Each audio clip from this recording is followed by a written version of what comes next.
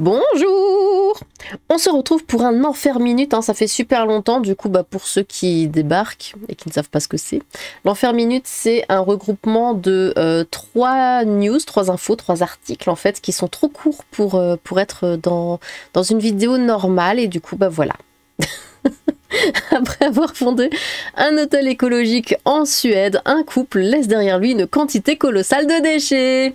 Endettés, Fleming Hansen et Mette Hellbeck ont quitté la Suède pour le Guatemala. Ce couple de Danois avait créé une éco-retraite au sud du pays nordique. Leur disparition n'est pas passée inaperçue. Fleming Hansen et Mette Hellbeck, un couple de cuisiniers danois, se sont fait connaître grâce à la création d'une éco-retraite baptisée Stetsans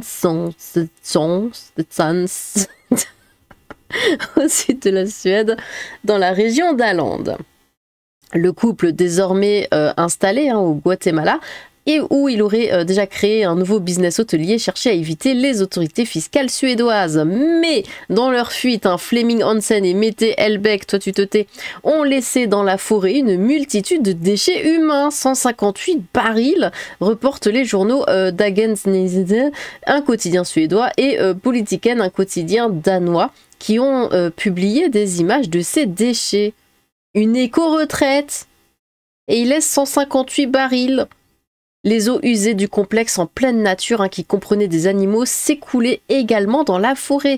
Des membres du personnel de Stetsans ont même déclaré que de nombreux animaux, dont des canards, étaient morts en raison d'une maltraitance du couple, et que d'autres avaient été abandonnés après la disparition des propriétaires, déjà endettés auprès du fisc danois.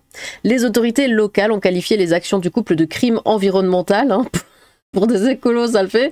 Contacté par Dagens Nyheter, Fleming Hansen a nié tout problème avec la prise en charge des animaux. Il a décrit les autorités fiscales suédoises comme une entité narcissique, oui évidemment. Et non mais les écolos sont tous les mêmes, c'est incroyable. Et a également affirmé qu'il était désormais condamné à une vie dans la pauvreté. Les problèmes fiscaux du couple ne seraient pas nouveaux. Avant de s'installer en Suède, le duo devait déjà des millions de couronnes aux services fiscaux danois. Je ne sais pas ce que ça fait en euros du coup. Fleming Hansen et Mette Hellbeck étaient à la tête d'un restaurant populaire à Copenhague. Contactés par The Guardian, les autorités fiscales danoises et suédoises n'ont pas commenté l'affaire. Sur leur site, Fleming Hansen et Mette Hellbeck ont déclaré « Nous avons fait beaucoup de chemin avec Stetsans, mais nous avons également dû réaliser en cours de route qu'être des entrepreneurs guidés par l'âme en mission dans un pays où les impôts figurent par... Oui, c'est la faute des impôts, parmi les plus élevés au monde, et où la bureaucratie est implacable. Du coup, à cause des impôts et des bureaucrates, on a tué des canards. Voilà. Une tâche impossible, bien sûr. Ils ont ajouté « Lorsque vous lirez ceci, nous aurons probablement été déclarés en faillite par le fisc suédois. Notre seul souhait était de contribuer à la création d'une planète plus belle en butant des canards. » Le centre de villégiature Stetsans, prétendument écologique, était composé de 16 cottages en bois et avait pourtant reçu les louanges des influenceurs et des critiques. Pour justifier sa volonté d'ouvrir cet hôtel écologique, le couple danois avait auparavant déclaré avoir ressenti l'appel de la nature en butant des canards. Bon, alors, par ici. Alors, comme d'habitude, à la fin, vous me direz lequel des 3 sujets vous avez préféré. Mais moi, j'aime beaucoup le premier déjà. Une juge des Nations Unies reconnue coupable d'esclavage moderne en Angleterre. Alors, Lydia Mugambe, une magistrate ougandaise, évidemment. C'est dans leur sang, exerçant comme juge aux Nations Unies, a été reconnu coupable jeudi 13 mars par la justice britannique d'esclavage, est-ce que je peux dire le mot, moderne, pour avoir fait travailler de force une jeune femme à son domicile en Angleterre.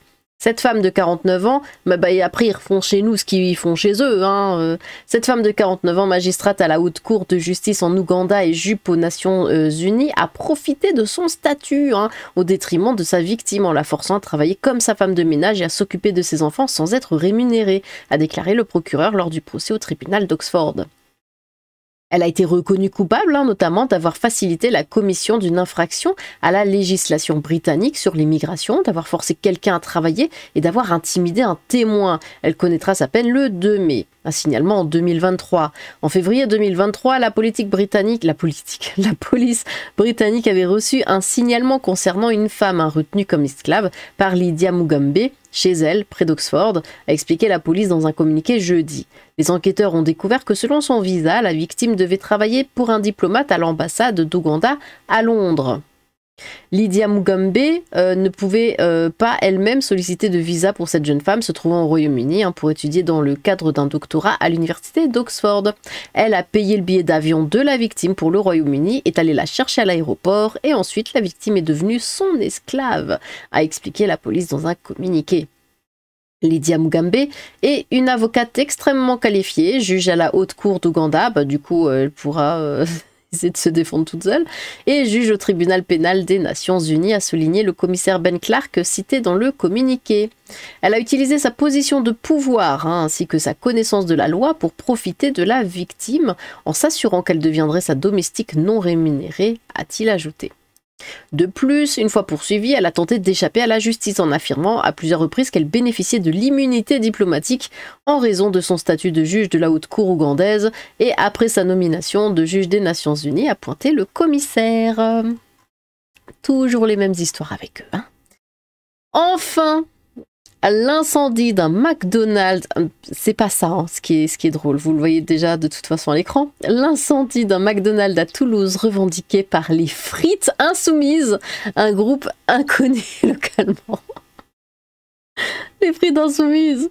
L'organisation affirme avoir agi à Montrabé en soutien au peuple palestinien, donc on sait qui c'est, et contre la nouvelle stratégie d'expansion de la firme. Alors j'aime bien parce que ils essayent de boycotter, oui je dis bien essayent, ils essayent de boycotter McDonald's, les Maghrébins et tous les pro-palestiniens, tout ça. La dernière fois que je suis rentrée dans un McDo, il y avait plein de voilés dans tous les sens.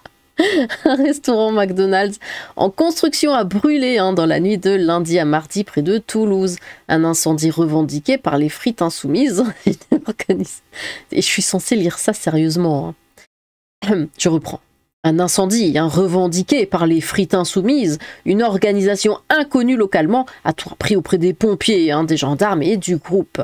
Les pompiers sont intervenus vers 3 heures du matin alors que le feu ravageait le futur McDonald's dont l'implantation dans la commune de Montrabé près de Toulouse était contestée jusque-là sans incident. L'incendie n'a pas fait de victimes.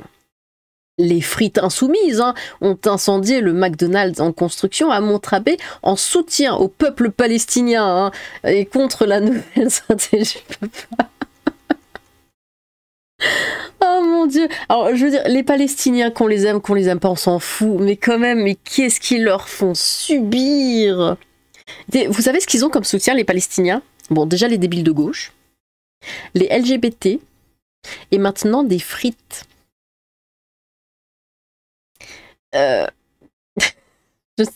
Si j'étais palestinienne, je saurais pas comment le prendre, très honnêtement.